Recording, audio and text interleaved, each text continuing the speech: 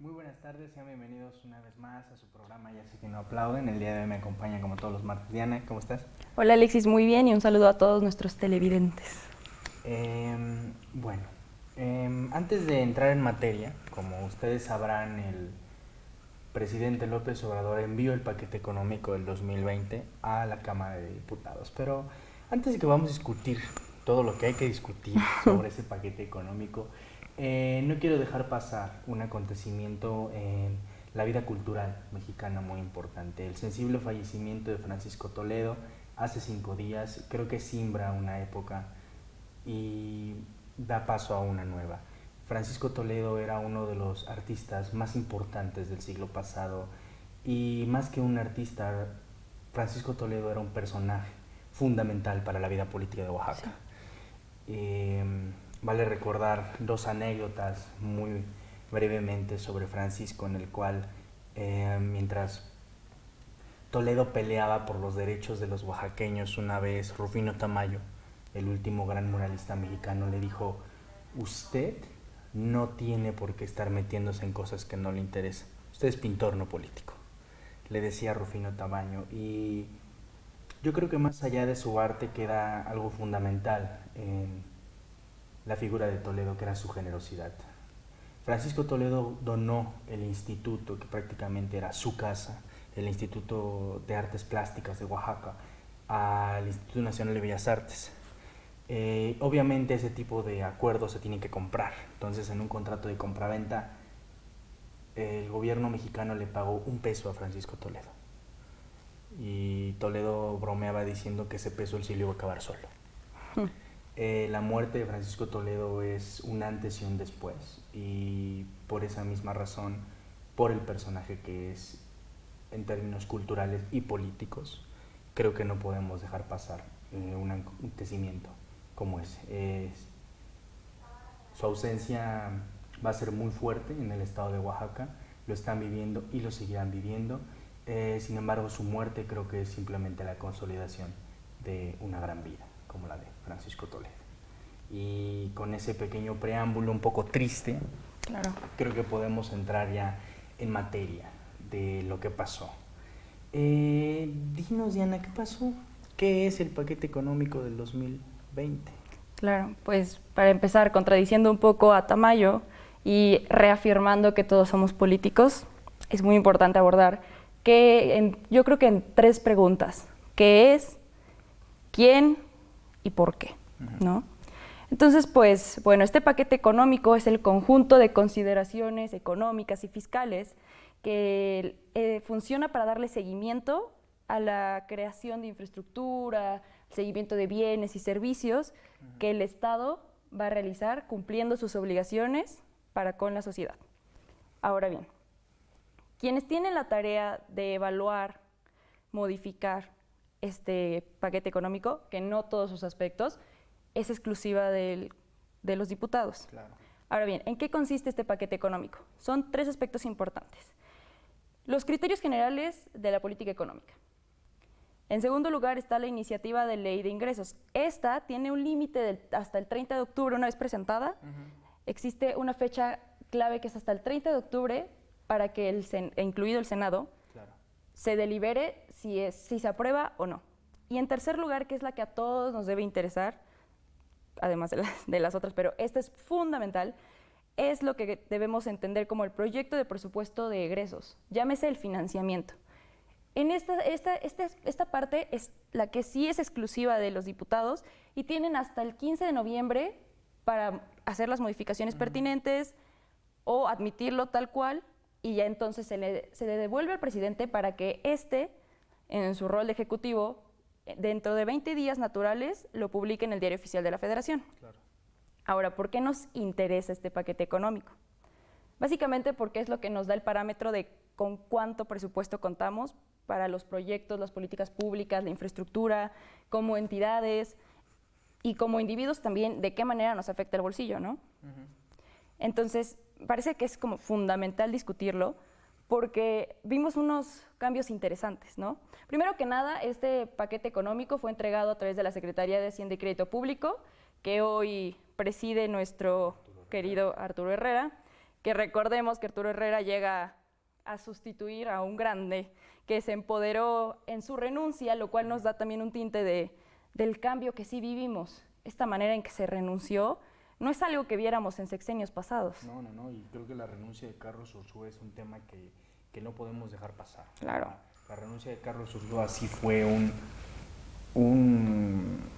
yo creo que un machetazo al gobierno de López Obrador, ¿eh? Sí, creo que sí golpeó mucho en el sentido de que era uno de los pilares de certidumbre que daba Carlos Ursúa, como en su momento lo dio Gerardo Esquivel. Sí. Que Gerardo Esquivel deja la subsecretaría, la que en su momento quedó en manos de Herrera, para irse al Banco de México, lo cual en términos personales tiene muchísimo más futuro pertenecer a la Junta de Gobierno que al Banco de México, que a la Secretaría de Hacienda, que así como se ve, la chamba no está fácil. Y el tema de que Ursúa se va es que le deja un paquete muy fuerte a Herrera, y es prácticamente el paquete del presupuesto que tiene que presentar. Hay que recordar que no es la primera vez que Ursúa le renuncia a López Obrador. Cuando Andrés Manuel López Obrador fue jefe de gobierno, Carlos Ursúa era su secretario de Hacienda. Y prácticamente a la mitad del gobierno pasó exactamente lo que pasó ahorita. Ursúa renunció y Arturo se hizo secretario. Entonces lo vivimos ahora simplemente que a nivel nacional y muchísimo más rápido de lo que pensamos. Sí. Pero tocabas un tema interesante de qué es el paquete, qué es esto. Yo lo reduzco a que es prácticamente cómo se va a partir el pastel del dinero. ¿A quién le va a tocar quién y a quién no le va a tocar qué? Claro. Y es fundamental. Creo que lo que podemos destacar es, por ejemplo, primero que nada, el tema de las secretarías. ¿Quién gana y quién pierde? Creo que el tema más importante y el tema más fundamental, y lo voy a corroborar porque me sigue causando muchísimo escándalo, que la Secretaría de Gobernación, prácticamente quien toma las riendas del gobierno, si llega a pasarle algo al presidente, tenía un presupuesto el año pasado de 60 millones de dólares. Se fue para arriba. Le quitaron 54. Sí. Es decir, la Secretaría de Gobernación se hizo minúscula de la noche a la mañana. Y hay que entender por qué. A la Secretaría de Gobernación, con la reforma de la Guardia Nacional, con la creación de la Secretaría de Seguridad Pública presidida por Durazo, prácticamente le quitaste la única materia que tenía, gobernación. Y la otra materia es migración. Y prácticamente quien se ha apoderado de migración es el hoy secretario de Relaciones Exteriores. Entonces prácticamente Olga Sánchez Cordero queda como un adorno, ella y su secretaría, que ya no tiene ni siquiera dinero ni margen de acción. Prácticamente le han cortado las manos a la secretaría y la han dejado como un pedazo y un eslabón que no saben qué hacer con él, no saben qué hacer con gobernación. Y a mí me parece muy preocupante que prácticamente la secretaría que se encarga de la política interna del país pierda poder. Totalmente, y más que nada acción. Prácticamente quedamos sin ese pedazo que era la Secretaría de Gobernación. Yo creo que eso impacta muchísimo porque la agencia que posee el presidente hoy en día le basta. A los ojos de Andrés Manuel López Obrador, como parte del pueblo, y lo ha dicho, sus asesores somos nosotros. Realmente la manera en que hace política y sus decisiones son parte de sus ideales. Entonces, si él decide reducir presupuesto para una secretaría u otro, yo siento que va siguiendo este plan, ¿no? Si algo enunció también, hizo énfasis también Herrera, y anunció muchísimo este nuevo paquete económico, es que va a seguir todos los valores de esta cuarta T. ¿A qué nos referimos con estos valores de la cuarta T? Austeridad, lucha contra la corrupción y una honestidad que se afirma, ¿no?, a través de este cambio de gobierno. Pero es el primero también que es completamente firmado y discutido por este gobierno. Y es interesante ver cómo está cambiando la dirección de la política, ¿no? También no va a haber aumentos en los poderes federales, la administración pública se queda sin crecimiento relativamente, a los de contrataciones de honorarios también, pero es interesante ver cómo también le bajó presupuesto a la Secretaría de Seguridad. Entonces él en el informe nos dice que está consciente que económicamente hay mucho que hacer y que en cuestiones de seguridad también, pero tiene la audacia de reducir el presupuesto de esta Secretaría, que es fundamental, es clave. Pero, eso sí, el presupuesto para la Guardia Nacional va en aumento. Vemos un reflejo de sus prioridades muy claro en este nuevo paquete económico. Algo que también me resulta muy importante de este paquete económico es, por ejemplo, uno de los programas emblema del primer año, que es Jóvenes Construyendo el Futuro. Jóvenes Construyendo el Futuro se ha popularizado prácticamente como la política de los ninis, que es quienes no estudian y no trabajan. ¿Cuál es el problema aquí? Que vemos una reducción brutal del presupuesto que tenía Jóvenes Construyendo el Futuro. Prácticamente una reducción de más de 22,000 millones, es decir, no es poca cosa el dinero que se le quita al programa. Y creo que tiene mucho que ver con lo que Mexicanos contra la Corrupción, que a mi parecer es una de las instituciones de la organización civil más importantes que persiguen y analizan los gastos de la administración pública, es que nos está diciendo, oigan, algo está pasando. Por ejemplo, en la Ciudad de México tenemos testimonios de qué pasaba. Había empresas que tenían, por ejemplo, 10 jóvenes contratados, que estaban en el rango de edad del programa.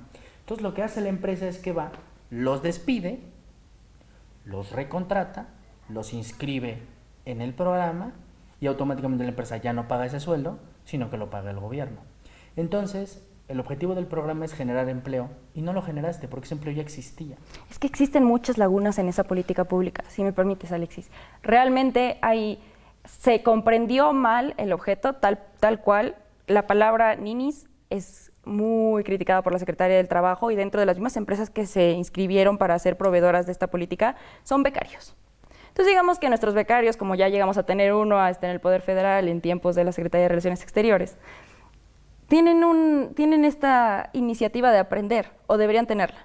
El problema es que a mi parecer, es una política que se presta mucho al clientelismo. Digamos que a futuro, tu cambio, el impacto que llegó a tener en ti y en tu vida, podría darse a entender la manera en que tú vas a transmitir lo que ese gobierno hizo para ti. Pero yo no me voy tanto por encima de esa línea, sino más en el hecho de que las empresas lo veían como mano de obra for free, totalmente. Entonces, si el gobierno está absorbiendo esos gastos, perfecto. El problema es que el ingreso no era tanto, no llegaba a los 4,000 pesos. Claro que por no hacer mucho o poco, pues está perfecto. El asunto es que la disciplina que se exigía para los jóvenes era demasiado laxa. Hubo varios casos de denuncia, que mi becario pues está un poco tomado en la empresa, mi becario no llega, ¿qué pasa si mi becario renuncia? Entonces, la manera en que esta política iba transitando es que si tu becario logró uno de los objetivos que tenías marcado, que tú le ofrecías como empresa, le das su certificado. Haya cumplido o no con el total, si logró una sola cosa, lo tiene. Si no lo vas a emplear, pues con la pena, ¿no? Pero está logrando algo. Entonces, siento que es una manera de sí capacitar a nuestros no estudiantes, no trabajadores, pero no de verdad crear una fuente de trabajo sólida, como tú dices. Mira, yo creo que se puede reducir que Jóvenes Construyendo el Futuro fue una ocurrencia. Jóvenes Construyendo el Futuro fue una decisión que toma el gobierno unilateralmente, sin tener lo que se necesita en la política pública, que son, por ejemplo, programas piloto. Es decir, crear programas piloto, controlar la información, cómo los vamos a medir, y pasan este tipo de cosas. O sea, ¿qué estaban haciendo los empresarios en muchos lugares? Pedían moche por la beca. Es decir, sí te doy trabajo, pero me das la mitad del dinero. Es decir, generó una dinámica que se pudo haber previsto si se hubiera hecho un análisis de política pública serio. No se hizo. La gran reducción, y yo creo que es un golpe durísimo para el alcalde, la secretaria del Trabajo, que si mal no me equivoco es la primera mujer en ocupar ese cargo, y sobre todo el miembro más joven del gabinete de López Obrador, una chica bastante brillante, prácticamente nos podríamos sentar con ella y parecería que está estudiando todavía en la universidad, ¿no? El alcalde es una mujer muy joven. Sin embargo, yo sí creo que sí es un golpe muy fuerte para ella, para su secretaria, y la reducción del programa estelar, que era Jóvenes Construyendo el Futuro, que tenía una lógica. Más allá de la lógica de emplear, sí tenían la lógica de entregar dinero y que ese dinero sirva para gastar, y sirva para encender la economía, y sirva para generar más trabajo. Esa es la lógica del programa. Así fue pensado, así es concebido. Es un modelo muy keynesiano, muy economía de los 60, o sea, sí tiene esa visión. El tema está, y el problema es, que nunca hicieron la labor de política pública que se tenía que hacer. Jamás revisaron, jamás crearon programas piloto, jamás hicieron la chamba que se tenía que hacer. Y generamos en los problemas que tenemos hoy. O sea, prácticamente le están bajando el presupuesto a este programa porque están viendo que el dinero se lo están quedando los empresarios o no está sirviendo para generar el empleo que tú querías generar. Pasa esta dinámica donde los despiden, pasa esta dinámica donde les quitan el dinero, o peor aún, pasa la dinámica donde supuestamente una tal María Suárez en Chiapas tiene contratados 20 personas, pero no es una empresa. Es alguien que se llama María Suárez y da la casualidad que hay 3 María Suárez en la misma zona con 20 personas contratadas. Es decir, ¿a dónde se está yendo ese dinero? Y yo sí creo que es un golpe muy fuerte para la política social de López Obrador que quiere implementar. Ahora tocas el tema del clientelismo, algo muy fuerte que nosotros vivimos en los 90 y quienes lo vivieron lo sabrán, es que en tema de política pública cuando se creó Solidaridad, que era el programa estrella de Salinas y prácticamente es el programa cumbre de toda América Latina en tema de asistencia social, Sí. Era de que, a ver, está muy bien, le vamos a dar dinero a las personas, vamos a darles salud y educación, está perfecto. ¿Cómo vamos a medir, cómo vamos a saber que eso sí pasa? Y a lo largo de los últimos 20 años se hizo un perfeccionamiento de la política pública hasta que llegamos a tener lo que Prospera.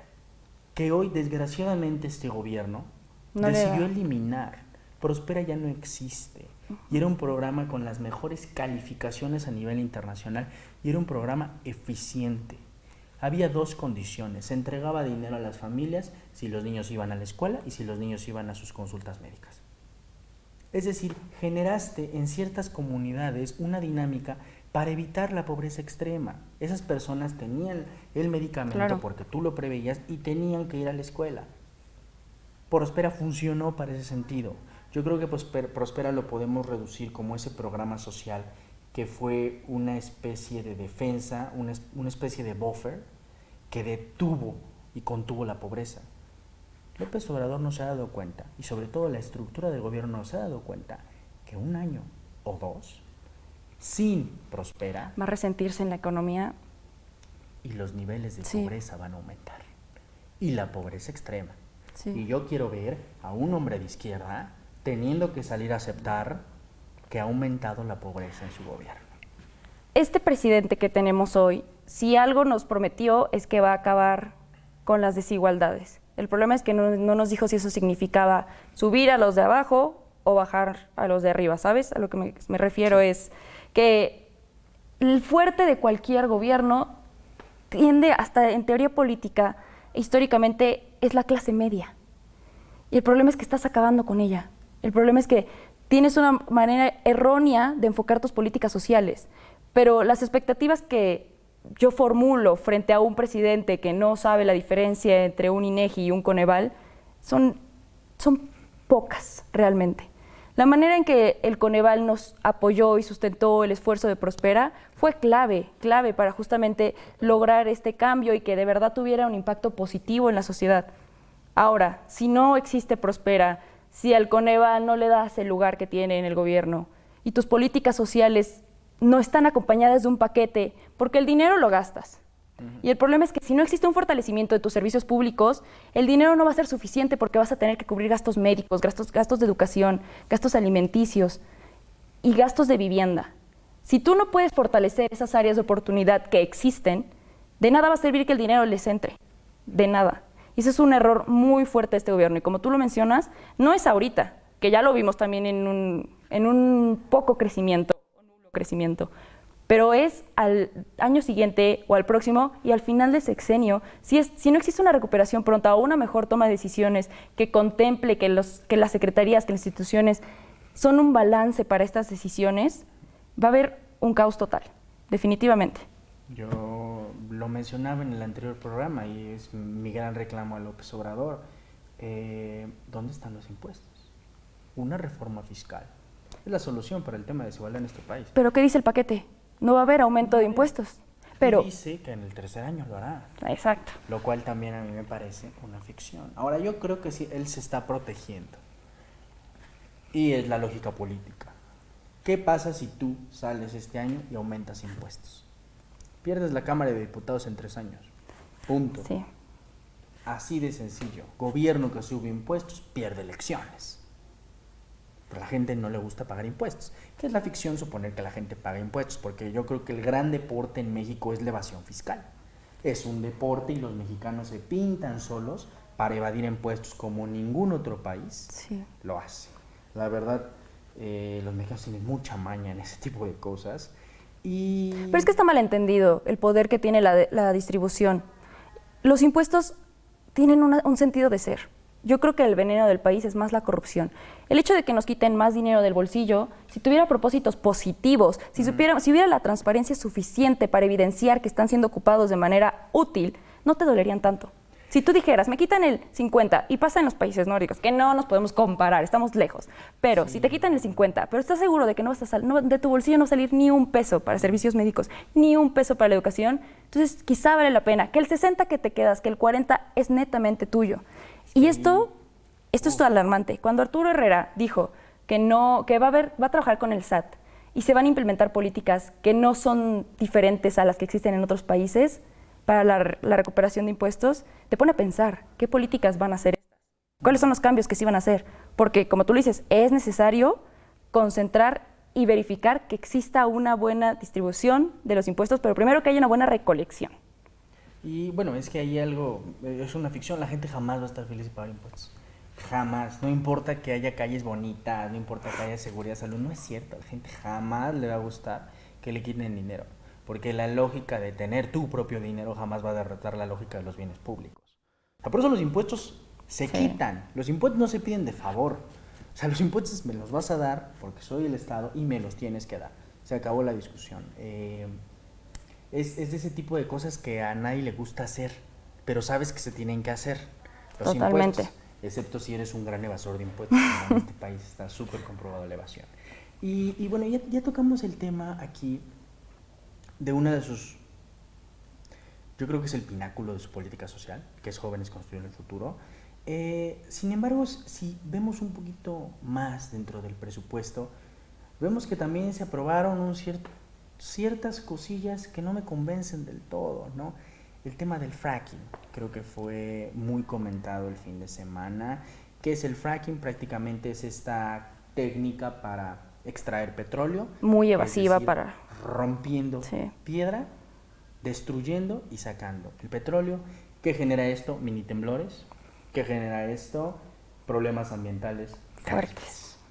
Este gobierno había dicho que no iba a utilizar esa política, que es la que hoy utiliza Estados Unidos, y se han vuelto autosustentables en temas de petróleo, pero que han hecho un daño terrible en términos ambientales. Hablar sobre Pemex es muy debatible, porque justo también habían dicho que no iban a meter mano de empresas privadas, pero van a meter a licitación. Sí. Entonces, Pemex es nuestro. Digamos que sigue siendo nuestro. ¿A Pemex le está yendo bien? Definitivamente no. Se está desesperando el presidente porque no sabe qué hacer con Pemex. Eso está ahí. Lo podemos ver, se puede juzgar. Es sorprendente cómo se le está yendo de las manos nuestro petróleo. Y no hay manera de que volteen a ver recursos más sustentables. Quieren ir a lo finito, petróleo, lo de siempre. Porque así vive en el pasado Andrés Manuel López Obrador. Y como tú dices, delicado. Totalmente delicado. Y es lo real, al final de cuentas, ¿no? Es lo que saben que sí va a generar algo de dinero. Yo sí siento que el tema con Pemex es muy peligroso en el sentido de que estamos invirtiendo en algo que ya no da para más. Sí. Siento que estamos tirando el dinero a la basura. Pero comentaste un tema interesante, ¿no? Algo que decían que con Pemex no iba a pasar. Yo siento que hay un fantasma en este gobierno. Yo creo que hay un fantasma que está ahí, que no pueden terminar de quitarse, y ese es el fantasma del neoliberalismo. Las cosas que este gobierno dijo que no iba a hacer, porque eran neoliberales, las están teniendo que hacer. Porque estamos en un sistema neoliberal. Es decir, el fantasma del neoliberalismo sigue presente en el gobierno. Totalmente. Creo que no se lo van a poder quitar. Sin embargo, siento que están sacrificando cosas fundamentales como la técnica en política pública, que ya la hablamos, específicamente en el tema de Jóvenes Construyendo el Futuro, sí. Pero eso se extiende a todas las demás políticas de este gobierno, ¿no? La beca Benito Juárez, que se le entrega a los preparatorianos, la beca que está dirigida prácticamente a los niños en la Ciudad de México.